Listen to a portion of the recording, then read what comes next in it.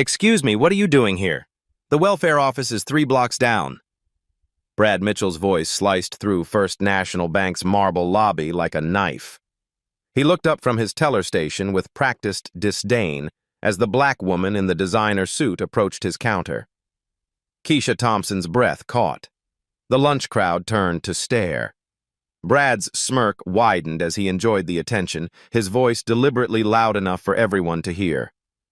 "This is a private banking institution, not a check-cashing service," he continued, his eyes scanning her dismissively.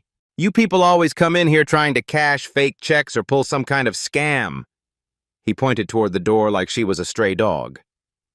"ATM's outside if you have an EBT card." The lobby fell silent, except for the soft clicks of phone cameras starting to record.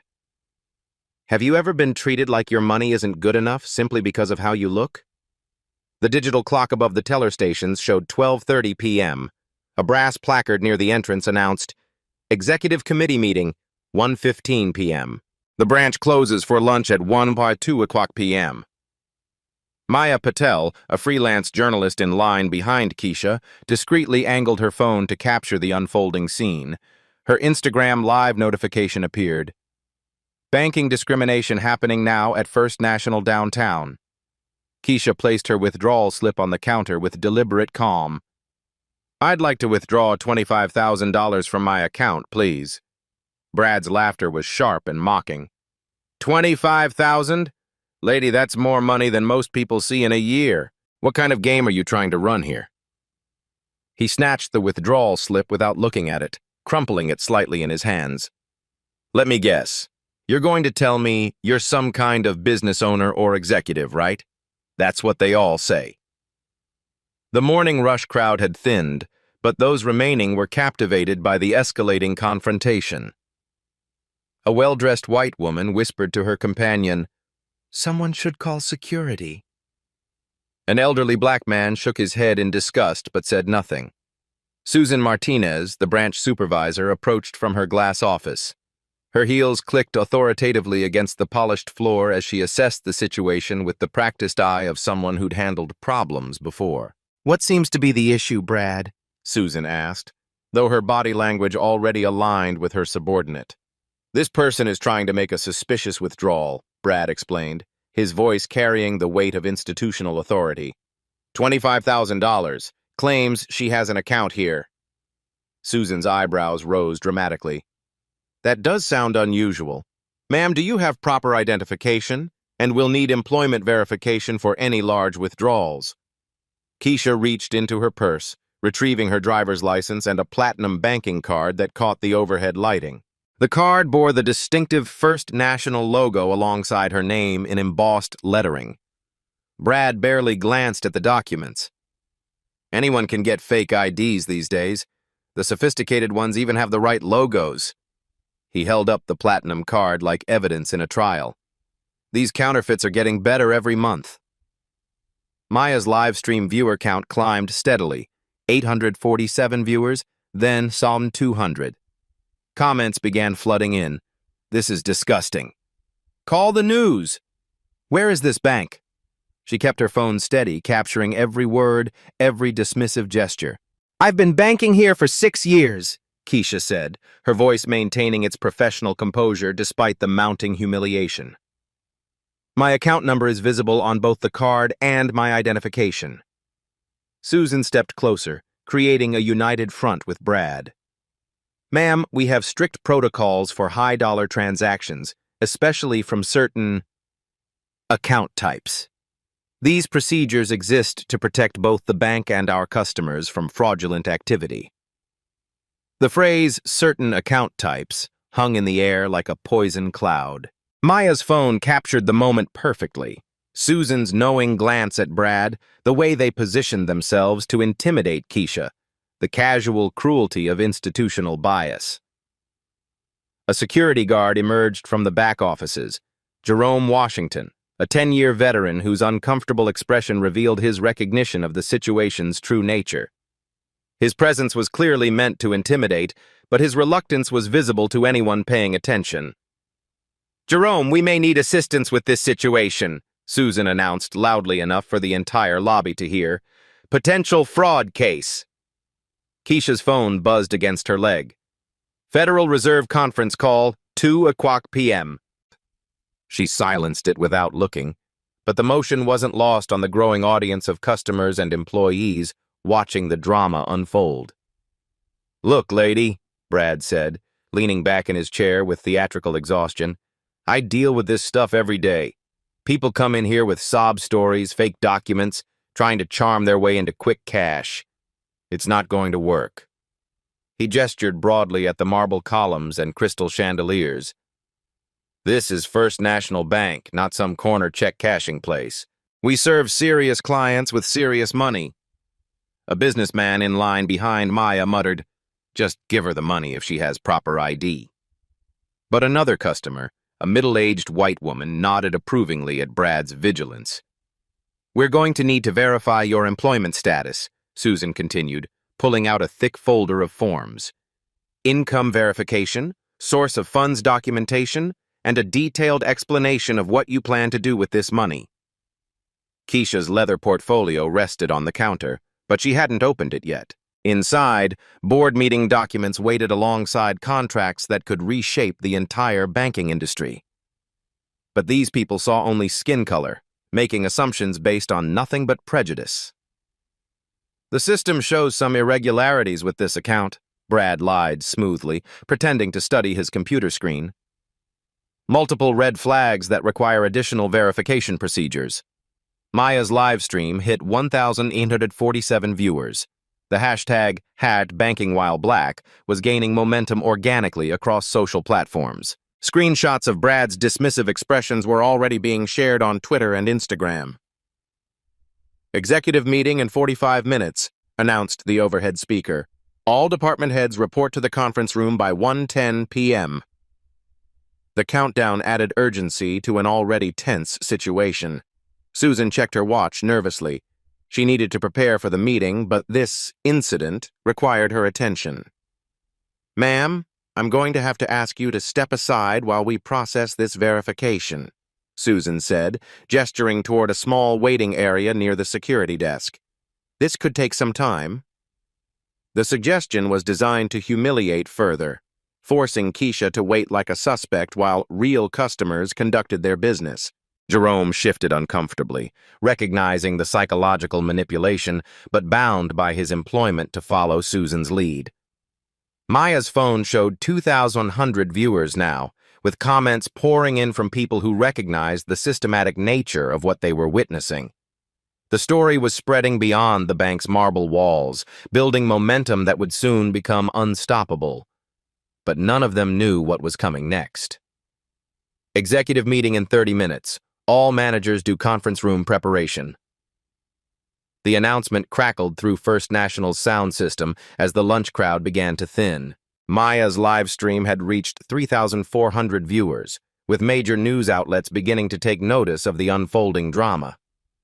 Regional Manager David Chen burst through the executive elevator doors, his expensive suit and hurried pace immediately commanding attention.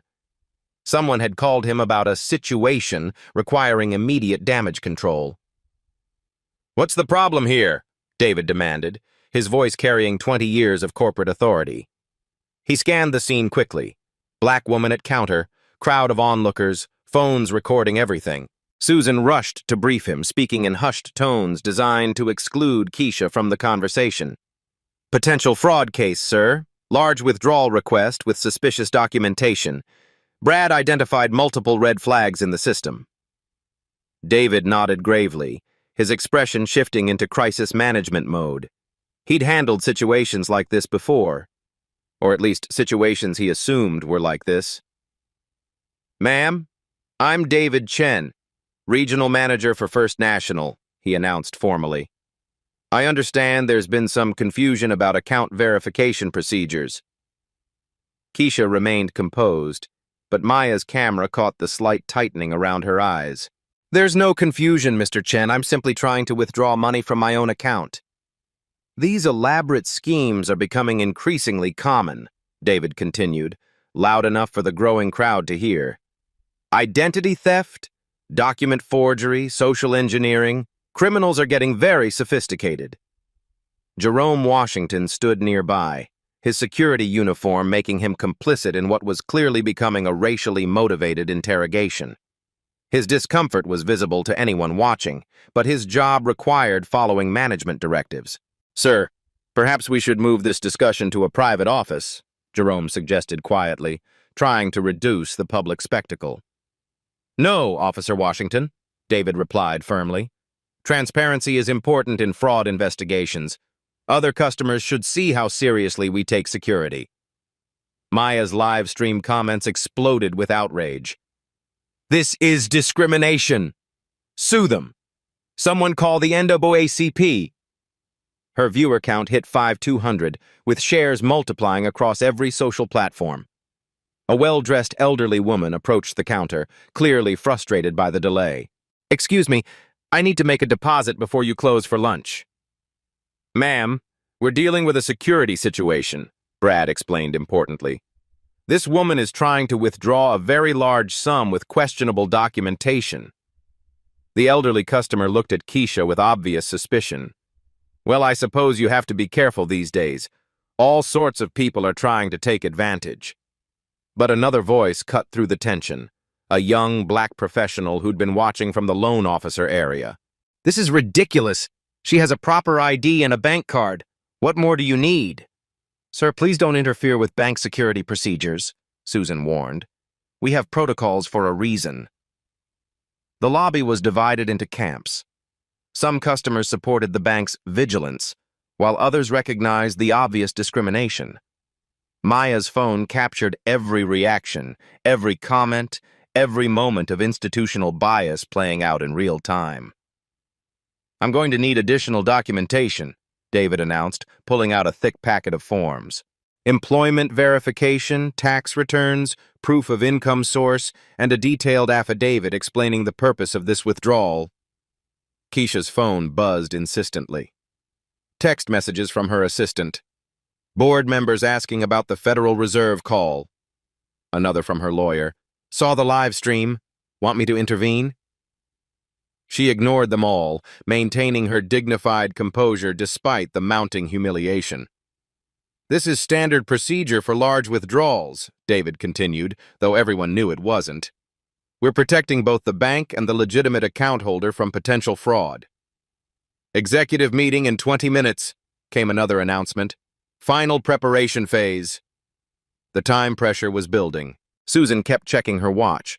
She needed to finalize reports for the board meeting, but this situation was spiraling beyond her control. "Ma'am, we're also going to need to contact your employer to verify your identity," David added. "What company do you work for?" The question was loaded with assumptions. In David's mind, this woman was probably unemployed or working minimum wage jobs. The idea that she might be legitimately wealthy never crossed his consciousness. "I'm self-employed," Keisha replied calmly. Brad snorted with derision. "Self-employed. Right, let me guess. You're a consultant or entrepreneur with no real income verification." Maya's livestream audience had grown to 7,800 viewers. Major news organizations were embedding the feed on their websites. The hashtag #FirstNationalDiscrimination was trending nationally, with thousands of people sharing stories of similar treatment. Jerome approached Keisha with obvious reluctance. "Ma'am, I'm going to need you to provide additional identification. Driver's license, social security card, and any employment documentation you might have." His tone was apologetic, but his position forced compliance with discriminatory policies. Keisha handed over her documents without protest, recognizing that resistance would only escalate the situation. "Jerome, run these through the fraud detection system," David instructed. "Check for any red flags or suspicious patterns." The fraud detection system was really just David's way of stalling while he figured out how to handle the growing crowd of witnesses and recording devices. A group of young professionals entered the bank, immediately drawn to the commotion. One of them, a black woman in her 30s, recognized what was happening and started her own recording. "Are you seriously harassing this woman over a withdrawal?" she challenged. "This is 2024, not 1964. Ma'am, please don't interfere with bank security procedures, Susan replied tersely. We have the right to verify large transactions. Show me the policy that requires this level of verification, the woman demanded. I've made larger withdrawals without any problems. Susan's face flushed with anger. Our policies apply equally to all customers. This has nothing to do with personal characteristics. But everyone could see through the lie. The contrast was obvious. Other customers conducting transactions without harassment, while Keisha faced an inquisition for doing exactly the same thing. Maya's phone battery was dropping, but backup streams had started on multiple platforms. The story was beyond containment now, spreading through news networks, social media, and civil rights organizations. Executive meeting in 15 minutes. All departments head to the conference room immediately. David's radio crackled with an urgent message. Mr. Chen, corporate security needs to speak with you about the live stream situation. The corporate office had noticed. Lawyers were probably being called. Crisis management protocols were activated, but it was too late to contain the damage. Ma'am, we're going to need you to wait while we complete our verification process, David announced. This could take several hours. The threat was clear. Submit to humiliation or be denied basic banking services. But Keisha's calm expression never wavered, even as the institutional weight of discrimination pressed down around her. Jerome looked away, unable to meet her eyes. He knew this was wrong, but his mortgage payments depended on following orders. Maya's live stream hit 12,400 viewers. Comments poured in from civil rights lawyers, financial industry insiders, and journalists, recognizing the significance of what they were witnessing. The stage was set for something that would change everything. But none of them suspected what was about to happen. Executive meeting in 10 minutes. All managers report immediately. The overhead announcement seemed to trigger something in Keisha Thompson. She slowly opened her leather portfolio for the first time, her movements deliberate and controlled. The crowd of onlookers leaned forward, sensing a shift in the atmosphere. Maya's live stream had reached 15,600 viewers, with notifications flooding her phone as major news outlets began covering the story in real time. Comments streamed past faster than human eyes could read. Something's about to happen. She's too calm. This woman knows something. Keisha withdrew a single business card, its embossed lettering catching the marble lobby's crystal chandelier light.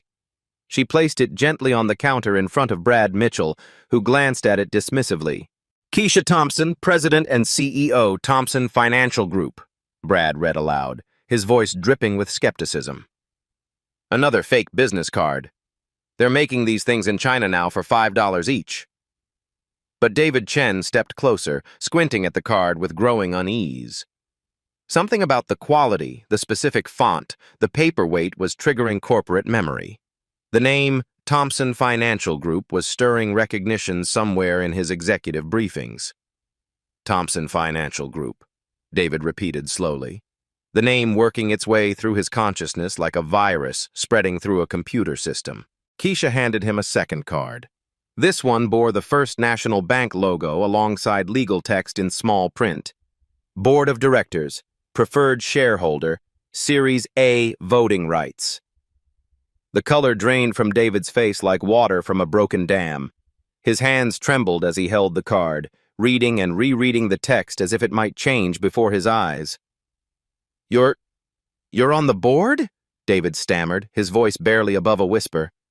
I don't just sit on the board, Mr. Chen, Keisha replied, her tone carrying a new quality that made everyone in the lobby lean forward. Thompson Financial Group owns 31% of First National Corporation. We're the largest single shareholder. The words hit the assembled crowd like a physical force. Brad's mouth fell open, the business card slipping from his fingers. Susan Martinez backed away from the counter as if it had suddenly caught fire. Maya's live stream exploded. The viewer count jumped from 15,600 to 28,400 in 30 seconds. Comments flooded the screen. Oh my God! She owns the bank! Plot twist. This is insane. News organizations worldwide were embedding the feed into their breaking news coverage. Jerome Washington shook his head slowly, recognition dawning in his eyes. He'd seen Thompson's photo in corporate newsletters, annual reports, board meeting announcements. The woman they'd been harassing for 40 minutes was literally their boss's boss's boss. Thompson Financial Group, Keisha continued, opening her portfolio to reveal documents that made Brad's eyes widen further. Acquired our controlling interest 8 months ago. Today's executive meeting? She gestured toward the conference room where managers were gathering. That's my quarterly board review. The lobby fell into stunned silence.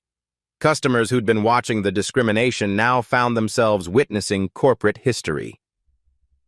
Maya's phone captured every facial expression, every moment of realization, every second of the most expensive customer service failure in banking history. The quarterly meeting agenda includes customer experience assessment, Keisha explained, pulling out a thick folder marked Confidential Board Review. I've been conducting anonymous visits to all First National branches as an ordinary customer. She looked directly at Brad, who seemed to be having trouble breathing. Today's interaction was specifically designed to test frontline customer service protocols. You've provided exceptional data for our discrimination analysis. The elderly couple near the loan department exchanged horrified glances. The businessman who'd earlier supported Brad's vigilance was frantically deleting his social media posts. Even the security cameras seemed to be staring down at them with mechanical judgment. David Chen fumbled for his radio. All managers went to the conference room immediately. Code red emergency, this is not a drill. But the damage was already done. Maya's live stream had become a viral sensation, with major news outlets embedding the feed directly into their websites. The hashtag bank owner discrimination was trending globally. Bank President Robert Sterling's assistant appeared at the elevator doors, her face pale with panic. She'd been monitoring social media and recognized the catastrophic scope of what was unfolding. The Federal Banking Commission received notification of this incident 12 minutes ago, Keisha continued, consulting her phone. Our compliance department has standing orders to report all discrimination events in real time. She showed her screen displaying official government contact numbers. Senator Elizabeth Warren's office is currently monitoring Maya's live stream. The House Financial Services Committee has been notified. Brad Mitchell's face went ashen. He'd never considered that his actions could attract congressional attention or federal investigation. His training had focused on security procedures, not the legal consequences of systematic bias. Ms. Thompson, David began, his corporate training warring with the magnitude of his mistake. I deeply apologize for this misunderstanding. There's no misunderstanding, Mr. Chen, Keisha interrupted, her executive presence now unmistakable. This was systematic discrimination captured on multiple recording devices. What you're witnessing is exactly why Thompson Financial Group requires comprehensive bias training for all portfolio companies. She retrieved another document from her briefcase. Federal Equal Credit Opportunity Act violations carry penalties of up to $500,000 per incident. The Community Reinvestment Act requires banks to serve all customers equally regardless of race. The legal references weren't empty threats. Keisha's background as a corporate attorney before founding Thompson Financial Group meant she understood banking law better than most regulators. Our legal department specializes in federal banking compliance, Keisha continued, pulling out her phone to show a contact list that included former Treasury Department officials, federal judges, and congressional staff members. 23 attorneys are currently analyzing Maya's live stream for potential violations. Maya's viewer count had reached 38,000, with backup streams running across multiple platforms. The story was being covered by CNN, MSNBC, Fox News, and international outlets. Banking industry publications were scrambling to understand the implications. Brad Mitchell finally found his voice, though it cracked with desperation. Ms. Thompson, I was just following security protocols. I didn't know. This has all been a terrible mistake. Show me the security protocol that authorizes racial profiling, Keisha challenged. Point to the training manual that says black customers should be assumed fraudulent until proven otherwise. The challenge hung unanswered. Brad's mouth opened and closed without sound, his 12 years of banking experience suddenly worthless against this level of corporate accountability. Susan Martinez attempted damage control. "Ma'am, surely we can resolve this internally through proper channels. This matter became external 40 minutes ago when you threatened to call federal authorities on a bank shareholder," Keisha replied. "Maya's live stream has documented everything for regulatory review." Dig. She opened another app on her phone, showing real-time stock market data. First National Corporation shares have dropped 4.2% in after-hours trading. That represents approximately $340 million in lost market capitalization. The numbers were staggering and immediate. Social media sentiment analysis showed 89% negative responses to #FirstNational hashtags. Corporate crisis management protocols were activating across the banking industry. Thomson Financial Group's investment philosophy prioritizes environmental, social, and governance compliance, Keisha explained. Today's incident represents a material breach of our partnership agreement with First National Corporation. She consulted another document marked Confidential Divestiture Protocols. Our board has pre-approved immediate asset liquidation if discrimination patterns are documented. This live stream provides that documentation. A murmur rippled through the lobby as customers began recognizing the magnitude of what they were witnessing. The elderly woman who'd earlier supported the bank's vigilance now looked mortified. The young professionals who'd defended Keisha were recording everything, sensing historical significance. Jerome Washington approached carefully, his security training warring with his recognition of the situation's complete reversal. "Ms. Thompson, I want to apologize for my role in this situation. I should have recognized—" "Officer Washington, you were placed in an impossible position," Keisha interrupted. "Your supervisors created this situation, not you. Your discomfort was actually professional integrity, and that will be noted in our report." The relief on Jerome's face was visible to Maya's camera. Unlike the management staff, he'd been caught between competing loyalties rather than creating the discriminatory policies himself. "Stock market trading algorithms have already identified this incident," Keisha observed, checking her financial apps. "Institutional investors are receiving automated alerts about potential ESG violations at First National Corporation." She showed her phone displaying contact notifications from BlackRock, Vanguard, and State Street, massive investment firms that manage trillions in assets. They're all monitoring tonight's response as a test case for corporate accountability. Bank President Robert Sterling burst through the elevator doors, his usually perfect hair disheveled from running through corporate headquarters. His assistant had briefed him during the elevator ride, but seeing the situation firsthand still left him speechless. "Ms. Thompson," Sterling began, bypassing all subordinates, "I want to personally assure you that this incident does not represent First National's values." "Mr. Sterling, this incident represents exactly what Thomson Financial Group has been documenting across our portfolio," Keisha replied. "Systematic bias in customer service, inadequate training protocols, and management that enables discrimination rather than preventing it." She pulled out the final document from her portfolio, a comprehensive audit report that made Sterling's eyes widen.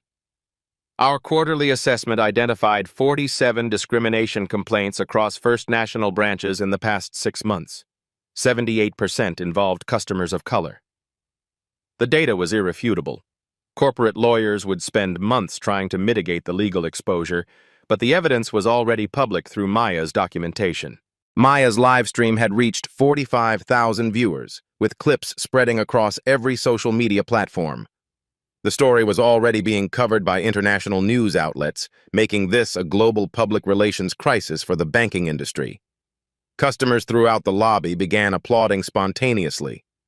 The sound built from scattered claps to thunderous ovations as ordinary people celebrated extraordinary accountability. Keisha stood slowly, her bearing completely transformed from victim to executive authority. Ladies and gentlemen, this concludes our customer service assessment. Mr. Sterling, shall we discuss the immediate changes your institution will implement? Brad Mitchell, Susan Martinez, and David Chen stood frozen like exhibits in a museum. Corporate discrimination in the digital age. Their careers had just ended, but the broader implications were only beginning. Robert Sterling stepped into the marble lobby like a general surveying a battlefield after devastating defeat. His 28 years in banking had prepared him for many crises, but not this complete collapse of institutional authority. "Miss Thompson," he began, his voice carefully measured despite the chaos surrounding them, "I want to personally address this unprecedented situation." Keisha remained positioned at the teller counter, her briefcase now open like a command center displaying the financial weapons that could destroy Sterling's career. Documents marked confidential, board review, and divestiture protocols spread across the marble surface. "Mr. Sterling, unprecedented situations require unprecedented solutions," Keisha replied, her tone carrying the authority of someone who just revealed ownership of the battlefield. "Let's discuss the metrics that brought us to this moment." She lifted her tablet, displaying real-time analytics that made Sterling's face tighten with recognition. Thomson Financial Group tracks customer satisfaction across all portfolio companies. First National Corporation currently ranks 68% in service quality, the lowest in our financial services division. Maya's live stream had reached 52,000 viewers, with major news networks providing split-screen coverage. The banking industry was watching their largest discrimination incident unfold in real time. "Our comprehensive audit data shows troubling patterns," Keisha continued, consulting a thick folder that Sterling recognized from board meeting materials. 47 formal discrimination complaints filed against First National branches in the past 6 months alone. She handed him a detailed breakdown that made his hands tremble. 78% of these complaints involved customers of color. 63% occurred at branches where management demonstrated similar bias patterns to what we witnessed today. Brad Mitchell stood frozen near his teller station, understanding that his career was collapsing in real time. Susan Martinez clutched her supervisor badge like a life preserver, but everyone could see she was drowning. "The financial implications extend far beyond stock price volatility," Keisha explained, opening another app showing after-hours trading data. "Thomson Financial Group's 31% ownership position gives us significant influence over corporate governance and executive compensation." Sterling pulled out his own tablet, frantically consulting crisis management protocols that seemed inadequate for this level of corporate meltdown. "Miss Thompson, what immediate actions would demonstrate our commitment to addressing these systemic issues?" "Accountability starts at the source," Keisha replied, gesturing toward the 3 employees who'd orchestrated her humiliation. "Mr. Mitchell will be terminated immediately for violation of federal anti-discrimination laws. Ms. Martinez faces suspension pending full investigation of her supervisory practices." She consulted legal documents that made Sterling's legal training recognize serious federal exposure. "Mr. Chen's regional management position requires immediate review. His response to discrimination complaints across multiple branches suggests pattern compliance failures." David Chen's face went ashen as he calculated the career implications. Regional managers who enabled systematic discrimination rarely found employment elsewhere in banking. "The Community Reinvestment Act requires member banks to serve all community segments equally," Keisha continued, her legal background evident in every precisely cited regulation. "Today's incident, combined with our broader discrimination data, represents what federal regulators classify as pattern and practice violations." Sterling's phone was buzzing with calls from corporate attorneys, federal regulators, and board members who'd seen the live stream coverage. The legal exposure was mounting by the minute. Maya's camera captured the moment when Sterling realized the full scope of his crisis. His institution faced potential federal investigation, class action lawsuits, and the loss of their largest shareholder. Thomson Financial Group maintains relationships with institutional investors managing approximately $2.3 trillion in assets, Keisha explained, showing her contact list. BlackRock, Vanguard, and State Street are all monitoring tonight's response for ESG compliance violations. The threat wasn't subtle. If major institutional investors followed Thompson's lead in divesting from First National, the resulting stock collapse could take years to recover from. Our environmental, social, and governance assessment directly influences investment decisions across our entire portfolio, Keisha continued. Tonight's discrimination incident represents material breach of corporate responsibility standards. She pulled out pre-prepared legal documents that made Sterling's eyes widen. Federal banking regulations require immediate reporting of civil rights violations. Our compliance department submitted preliminary notifications to the FDIC, OCC, and Federal Reserve 40 minutes ago. Jerome Washington stood nearby, his security role making him witness to the complete power reversal playing out before him. His earlier discomfort was being vindicated as professional integrity rather than insubordination. The immediate consequences require specific timelines, Keisha announced, consulting what appeared to be pre-written ultimatum terms. First National Corporation has 24 hours to present comprehensive reform proposals addressing systematic discrimination patterns. She outlined requirements with boardroom precision that demonstrated months of preparation. Point 1. Immediate termination of all employees involved in today's incident, with detailed investigation of their historical discrimination patterns. Cost, approximately $200,000 in severance and legal fees. Point 2. Mandatory bias recognition training for all customer-facing employees within 60 days. 40 hours initial certification, annual recertification required. Implementation cost, $12 million across all branches. Point 3. Real-time discrimination monitoring system using artificial intelligence to analyze customer interactions. Warning protocols alert management to potential bias incidents. Development cost, $45 million. Annual maintenance, $8 million. Sterling's tablet showed the financial implications in real time. The numbers were staggering, but the alternative, regulatory shutdown and complete investor flight, would cost billions. Point 4. Independent Civil Rights Ombudsman reporting directly to the Board of Directors. This position investigates discrimination complaints with authority to terminate employees and modify policies. Annual budget, $5 million, including staff and investigative resources. Point 5. Community Investment Fund totaling $25 million supporting minority-owned businesses and financial literacy programs. This demonstrates genuine commitment beyond policy changes. Maya's live stream audience watched corporate accountability play out with unprecedented transparency. Comments poured in from banking industry insiders, recognizing the historical significance of these demands. Our timeline is non-negotiable, Keisha emphasized. Thompson Financial Group's board meets tomorrow morning to review First National's response. Acceptance means continued partnership. Rejection triggers immediate divestiture of our $1.2 billion position. She showed real-time market data indicating pre-market trading algorithms were already pricing in potential institutional investor flight. Losing Thompson Financial Group would likely trigger follow-on divestiture from other ESG-focused investors. The mathematical threat was carefully calculated. Combined institutional divestiture could represent $3.8 billion in investment flight, triggering a death spiral in credit ratings and regulatory standing. Brad Mitchell finally found his voice, desperation cracking through his earlier arrogance. Ms. Thompson, I have 2 kids and a mortgage. I was just doing my job following bank policies.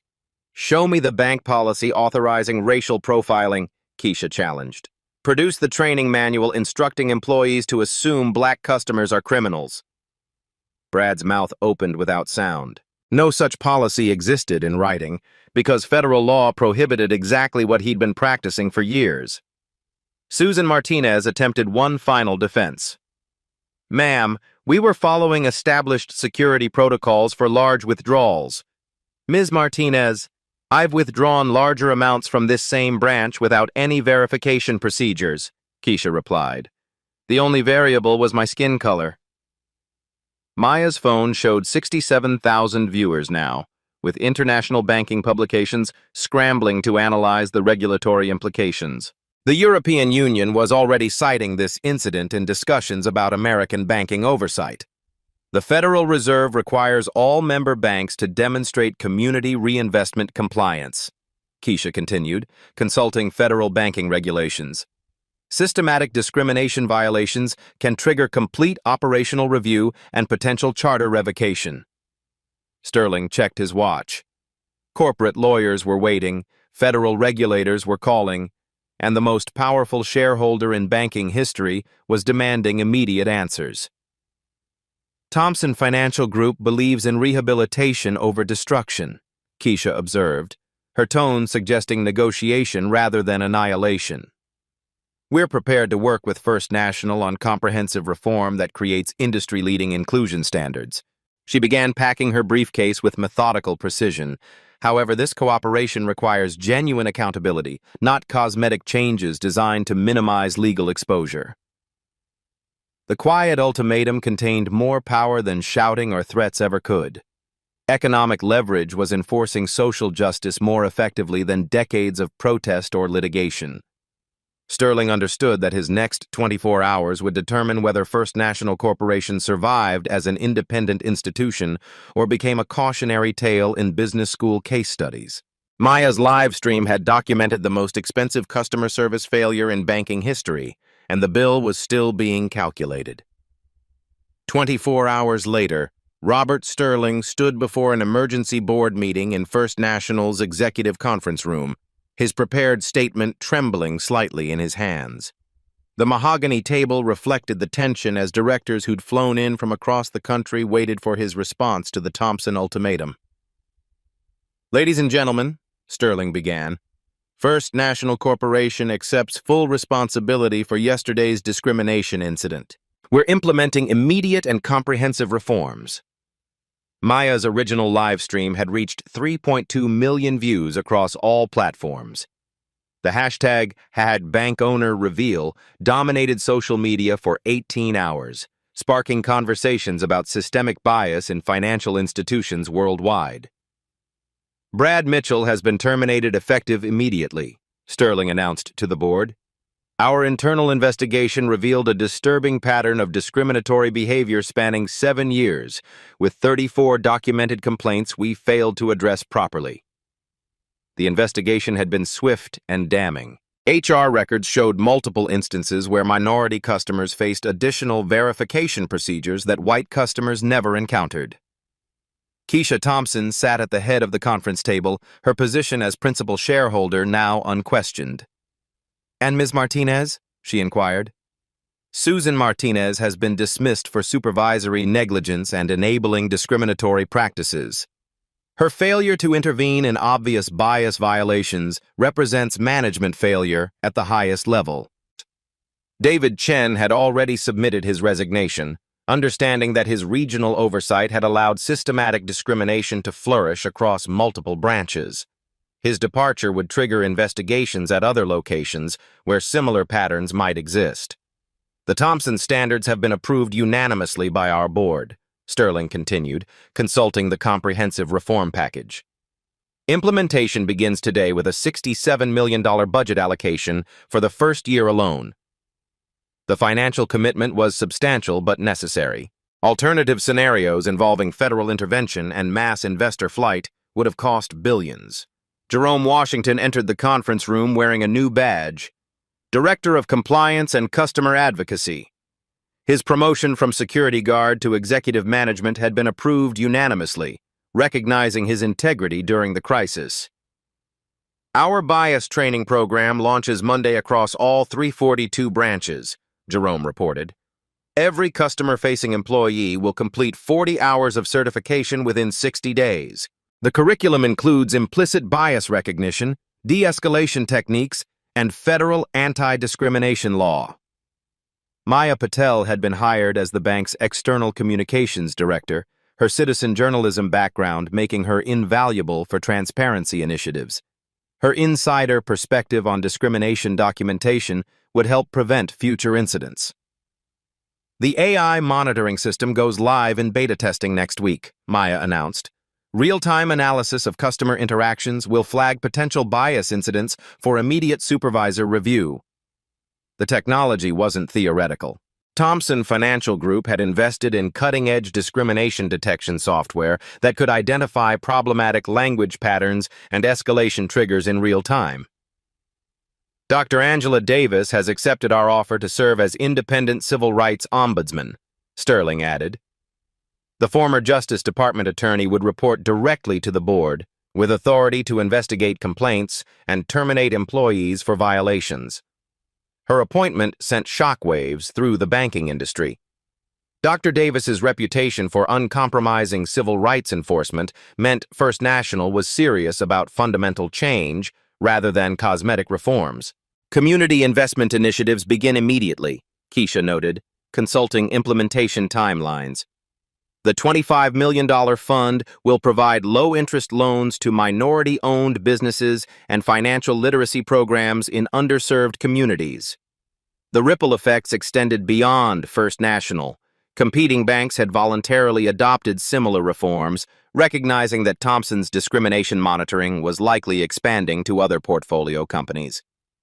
Federal regulators have commended our rapid response, Sterling reported carefully. The Federal Reserve, FDIC, and Office of the Comptroller of the Currency are all monitoring our progress as a potential model for industry-wide reform. What could have been a regulatory nightmare had become a case study in proactive accountability. Federal agencies were citing First National's response as an example of how financial institutions should address discrimination incidents.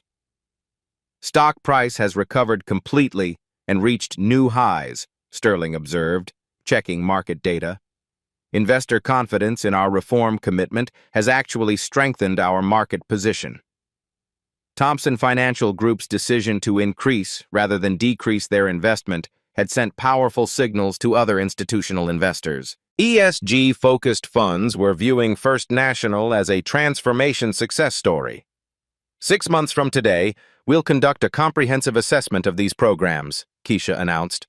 Success means continued partnership and potential expansion of Thomson's investment. Failure means immediate divestiture and public documentation of shortcomings. The accountability measures ensured that reforms would be implemented genuinely rather than merely announced for public relations purposes. Maya's documentation had sparked congressional hearings on banking discrimination, with First National's transformation being cited as proof that economic pressure could drive faster change than regulatory enforcement alone. This incident demonstrates that market-based accountability creates more effective reform than government intervention, Keisha reflected during a Harvard Business School case study interview. When discrimination becomes expensive, institutions change quickly. The quiet revolution had succeeded beyond anyone's expectations. Economic justice had proven more powerful than legal justice, creating lasting change that protected every customer who followed. First National Bank learned that serving all customers with dignity wasn't just morally imperative. It was financially essential for survival in the modern marketplace. 1 year after the First National incident, Keisha Thompson addressed the Global Banking Equality Summit, representing an industry transformed by a single moment of documented accountability. Dignity isn't negotiable in financial services, she told delegates from 47 countries. When we demanded change, we created a model that now protects millions of customers worldwide. The numbers told an extraordinary story. Banking discrimination complaints dropped 52% across institutions implementing Thomson standards. Minority business lending increased 34% industry-wide as banks competed to demonstrate inclusive practices. Maya Patel's documentary, Owning Justice, A Banking Revolution, premiered at the Cannes Film Festival, winning the Palme d'Or for Best Documentary. Her citizen journalism had evolved into a platform exposing systemic inequality across financial services globally. One smartphone recording changed everything, Maya reflected in interviews.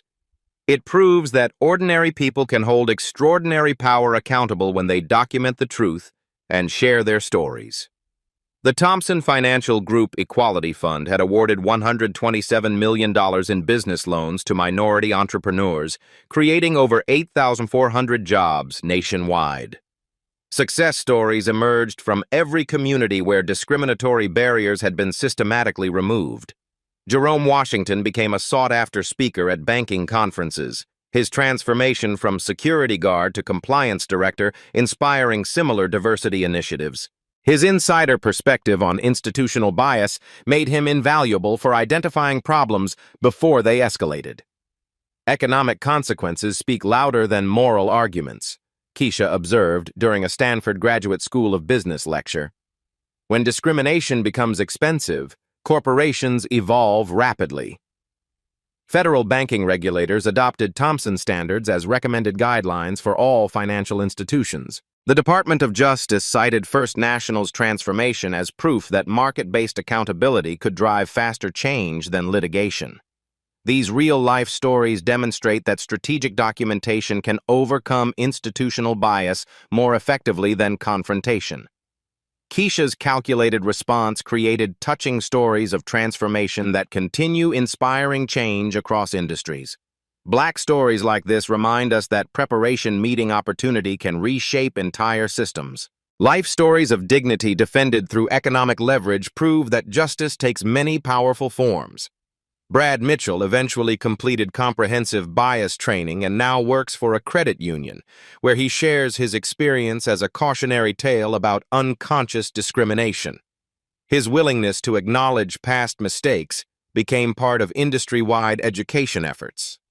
The ripple effects continue expanding. Every time a customer receives respectful service regardless of race, the First National legacy lives on.